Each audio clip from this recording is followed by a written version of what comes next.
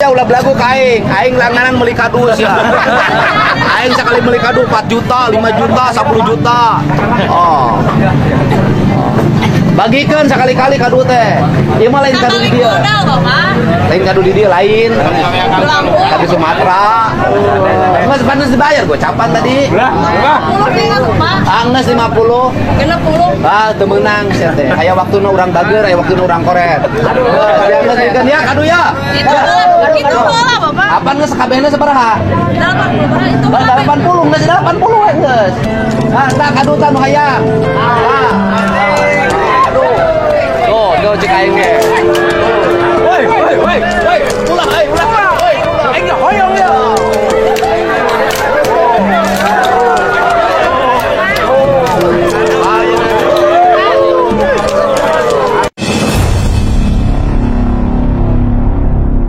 Assalamualaikum warahmatullahi wabarakatuh. Bismillah, alhamdulillah, wassalatu wassalamu ala rasulillah, amma ba'du. Selamat berjumpa kembali di AJ Dakwah TV. Semoga kita semua senantiasa diberikan kesehatan dan keberkahan oleh Allah Subhanahu wa ta'ala. Amin ya Allahu ya Rabbal Alamin.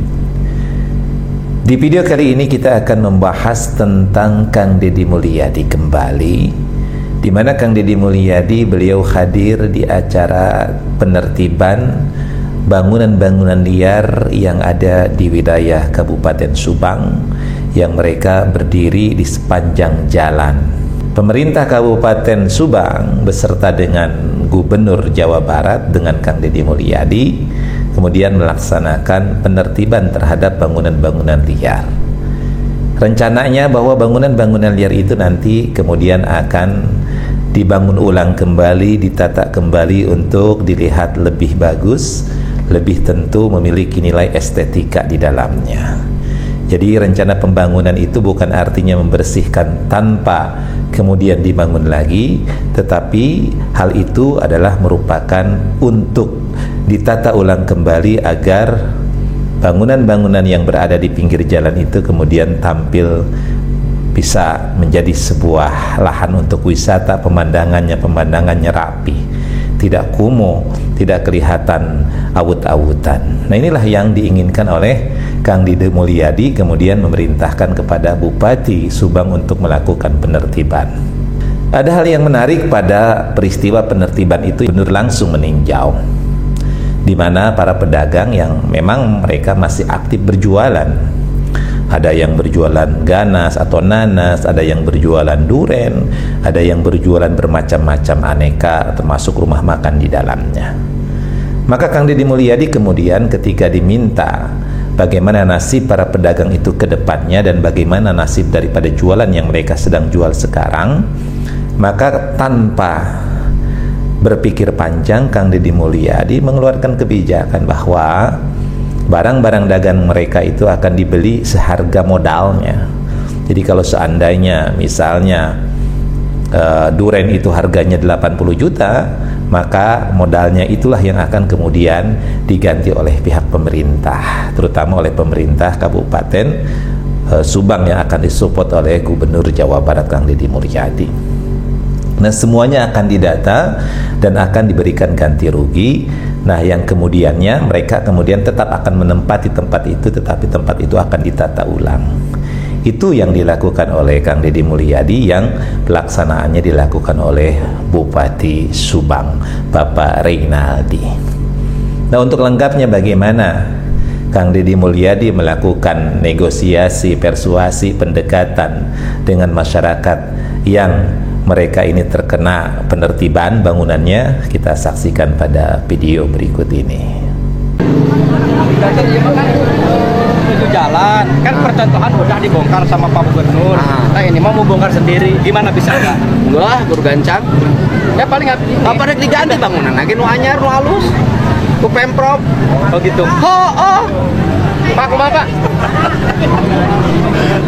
Ini beresan lagi. Oh, beresan. Bangku. Gitu. Beres. Siap. Apaan bangunan lijeun nu halus? Nya lamun dibongkar kudu diliwatkeun mau lijieunkeun. siap. Oke? Oke. Sia ulah belagu ka aing langganan meuli kadu sia. Aing sekali meuli kadu 4 juta, 5 juta, 10 juta. Oh. Bagikan sekali-kali kado teh. Ieu mah lain kado di dia. Lain kado di dia lain. Kado Sumatera. Mas panas dibayar gua capan tadi. Angges 50. 60. Ah, teu meunang sia teh. Aya waktuna urang dager, aya waktuna urang koret. Angges dikeun ya kado ya. Itu bola Bapak. Apaan geus sakabehna sabaraha? 80 itu bola. 80 geus 80 geus. Nah, kado tah nu hayang. Tuh cek aing ge. Woi, ulah aing ge hoyong ya.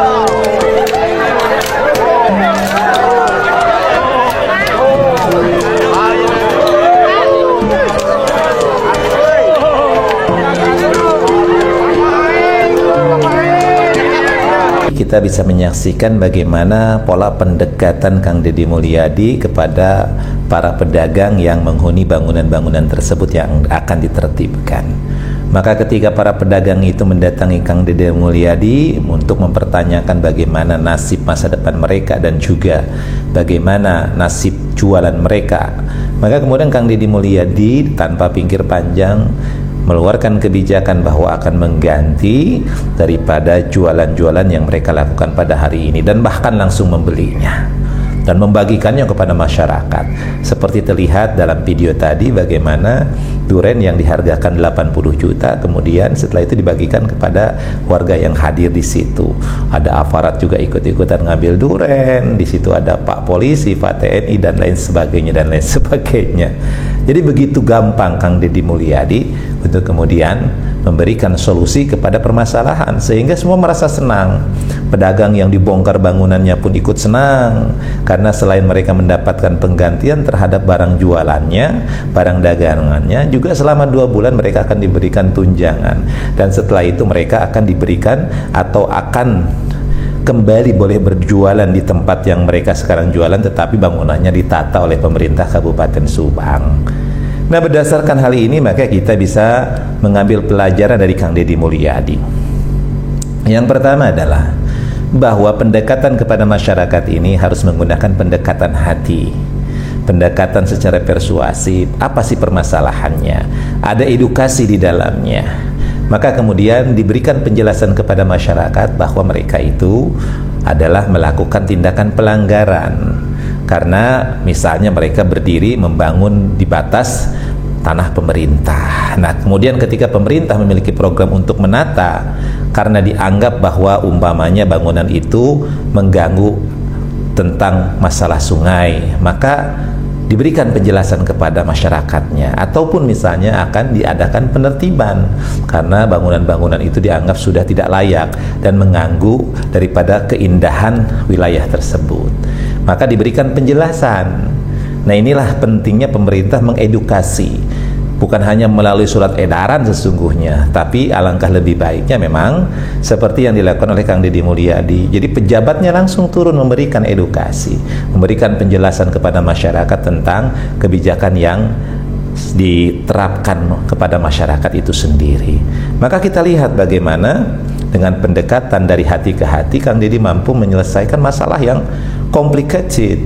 Ada masalah tentang jualan duren, ada masalah tentang jualan nanas, dan ketika kemudian Kang Deddy Mulyadi memberikan solusi dengan akan membeli barang dagang mereka dan kemudian dibagikan kepada masyarakat, semua merasa senang, pedagang senang, pemerintah pun senang, masyarakat yang hadir pada saat itu senang. Artinya pendekatan persuasi. Lalu yang kedua adalah memang kekuatan finansial itu harus dimiliki, karena sehebat apapun pemimpin, sesantun apapun pemimpin, setegas apapun pemimpin, tanpa didukung oleh kekuatan finansial tentu sukar untuk membuat masyarakat itu menjadi tenang.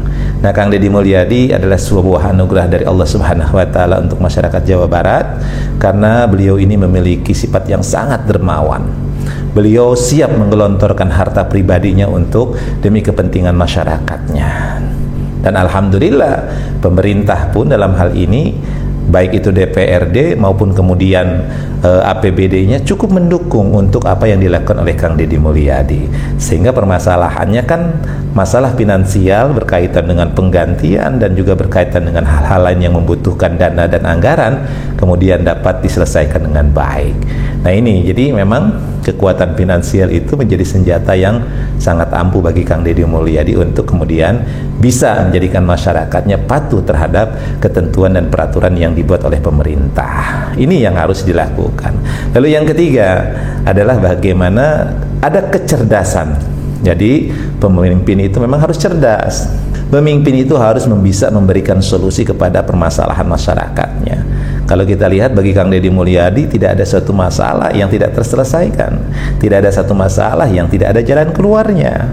Ya, kita lihat bagaimana Kang Deddy menghadapi ibu-ibu, menghadapi bapak-bapak, menghadapi tukang duren, menghadapi tukang nanas dan lain sebagainya yang mereka kemudian dihadapi dengan sangat-sangat, kita pun santai menyaksikannya dengan santai, tidak ada bentak-bentak, tetapi dengan bercanda, tapi juga ada kepastian bagi nasib para orang-orang yang terkena daripada penertiban tersebut. Nah ini tiga pokok inilah yang harus dimiliki oleh seorang pemimpin, yakni pertama memiliki hati yang memang niat tulus untuk memberikan yang terbaik kepada masyarakat dengan pendekatan-pendekatan persuasif, mengedepankan hati. Jadi kalau orang yang dari hati maka akan diterima oleh hati. Lalu juga memang kekuatan finansial harus dimiliki. Dan yang ketiga adalah bagaimana memberikan keteladanan. Jadi memberikan keteladanan kepada para pemimpin lainnya, bawahannya, bahwa untuk menyelesaikan masalah ini harus seperti ini. Sehingga kita lihat Bupati pun ikut menteladani apa yang dilakukan oleh Kang Deddy Mulyadi. Inilah pemimpin yang mudah-mudahan bisa menjadi pionir bagi para pemimpin-pemimpin bangsa yang ada di negara Republik Indonesia yang kita cintai ini. Mudah-mudahan video ini bisa memberikan manfaat. Allah muwafiq ila aqwamit thoriq. Assalamualaikum warahmatullahi wabarakatuh.